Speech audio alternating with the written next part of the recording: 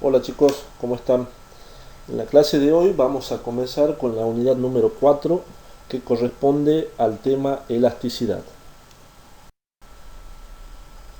Vamos a comenzar hablando qué es lo que le sucede a los cuerpos normales que son denominados cuerpos rígidos. El cuerpo rígido es un modelo idealizado, útil, pero en muchos casos el estiramiento, el aplastamiento y las torsiones de los cuerpos reales, cuando se les aplican fuerzas, son demasiado importantes para despreciarse. Nos interesa estudiar la relación entre las fuerzas y los cambios de forma en cada caso. Acá lo que estamos hablando es de que cuando un cuerpo se lo somete a cualquier tipo de esfuerzo, alguna fuerza, eh, en algunos casos no son tan importantes, pero en otros casos sí son importantes y hay que tener en cuenta qué sucede cuando se le aplica algún tipo de fuerza o algún esfuerzo que se realiza. Los tres tipos de esfuerzos que se pueden realizar sobre un cuerpo son los siguientes. El primero, tenemos el ejemplo en la figura, donde están los cables de un puente sometidos a esfuerzo de tensión, que están estirados por fuerzas que actúan en sus extremos. Sería un ejemplo como que ustedes agarran una barra de hierro y la tratan de estirar. Ese tipo de fuerza o esfuerzo es un esfuerzo de tensión. Estoy tensionando un cuerpo a través de una fuerza. En la segunda figura tenemos un esfuerzo de volumen. Es un buzo sometido a un esfuerzo de volumen aplastado por todos lados por fuerzas debidas a la presión del agua. Ustedes una persona o cualquier cuerpo cuando se sumerge en un fluido recibe fuerzas en todas las direcciones hacia él. Ese sería el esfuerzo de volumen. Y por último tenemos un esfuerzo de corte. Este es un listón sometido a un esfuerzo de corte, siendo deformado y finalmente cortado por fuerzas ejercidas por las tijeras. Entonces, en estas tres figuras podemos simplificar los tres tipos de esfuerzos que tenemos. Esfuerzo de tensión, esfuerzo de volumen y esfuerzo de corte. Esfuerzo y deformación de tensión y compresión. Para cada clase de alteración de la forma, introduciremos una cantidad llamada esfuerzo o alguna fuerza que se realiza, que caracteriza la intensidad de las fuerzas que causan el cambio de forma, generalmente con base en la fuerza por unidad de área. Fuerza por unidad de área, recuerden que es la presión. Otra cantidad, la deformación, describe el cambio de forma resultante. Si el esfuerzo y la deformación son pequeños, es común que sean directamente proporcionales y llamamos a la constante de proporcionalidad módulo de elasticidad. Si tiramos con mayor fuerza de algo, se estirará más. Si lo aplastamos con mayor fuerza, se comprimirá más. Y el patrón general puede formularse de la siguiente manera. El esfuerzo sobre la deformación se lo define como el módulo de la elasticidad o también conocida como ley de Hooke. La ley de Hooke también se puede representar como la fuerza elástica igual a menos K por delta de X, donde K es una constante que depende del material y delta de X es el desplazamiento. La proporcionalidad del esfuerzo y la deformación se denomina ley de Hooke en honor a Robert Hooke, donde esta no es realmente una ley, sino un resultado experimental válido solo dentro de un intervalo limitado. Con todo lo que acabamos de hablar en esta diapositiva, ¿sí? Estamos hablando básicamente de que existen un esfuerzo y una deformación. Un esfuerzo que sería como la fuerza que se realiza y la deformación sería cómo cambia la geometría de ese cuerpo, que lo vamos a ver ahora en la siguiente diapositiva.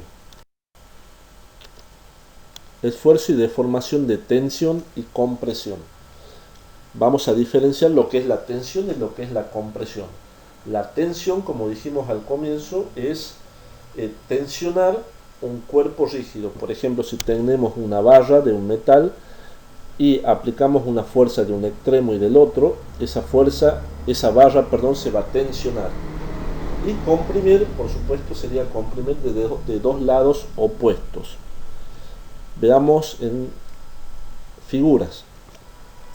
Tenemos el estado inicial de un objeto. Vamos a suponer que L0 es la longitud de una barra y tenemos el área que es perpendicular. Cuando se le aplica una fuerza, o dos fuerzas mejor dicho, de un lado y del otro, que serían las fuerzas perpendiculares, lo que le sucede a ese objeto es que se somete bajo un esfuerzo de tensión. Al someterlo bajo un esfuerzo de tensión, lo que va a suceder con esa barra es que va a aumentar su longitud en un valor delta de L, que es lo que está representado en el gráfico con la parte celeste. Esa parte o ese delta de L es lo que se deformó ese objeto debido a dos fuerzas perpendiculares que se aplicaron en el área. Ahora, vamos a definir el esfuerzo de tensión en la sección transversal como el cociente de la fuerza perpendicular y el área de la sección transversal. El esfuerzo de la tensión es la fuerza perpendicular que se aplica en direcciones opuestas dividido el área en donde se aplica. Esta es una magnitud escalar porque la fuerza es solamente la magnitud de la fuerza. ¿Sí? Recuerden ustedes que la fuerza, cualquier fuerza es una cantidad vectorial porque tiene módulo, dirección y sentido. En este caso a mí no me interesa cuál es la dirección en la cual se está aplicando. Solamente me interesa saber cuál es el valor. La unidad es el pascal, al igual que la presión.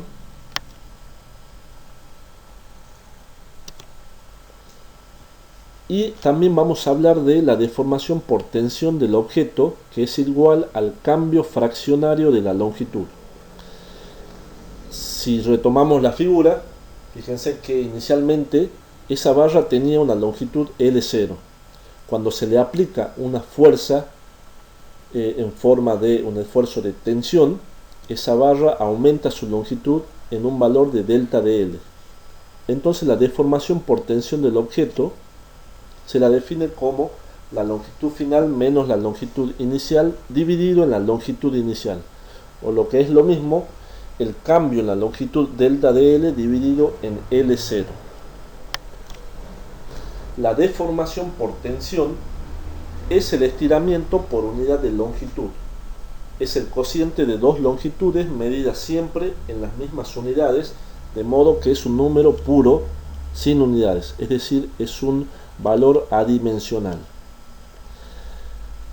En esta diapositiva analizamos lo que sucede con el esfuerzo de tensión y qué sucede con la deformación por la tensión, es decir, una fuerza que estamos aplicando hacia afuera de manera que el cuerpo se deforme aumentando su longitud. El módulo de elasticidad correspondiente se denomina módulo de Young y se denota con la letra I. Y el módulo de Young se lo define como el cociente entre el esfuerzo de tensión y la deformación por tensión. Fíjense en que estamos aplicando o estamos reemplazando las mismas ecuaciones que teníamos en la diapositiva anterior, las estamos reemplazando en esta nueva definición del módulo de Young, el cual me quedaría igual a la fuerza que se aplica por la longitud inicial del cuerpo dividido en el área por el cambio en la longitud. Si las fuerzas en los extremos de una barra empujan en vez de tirar, la barra está en compresión y el esfuerzo es un esfuerzo de compresión.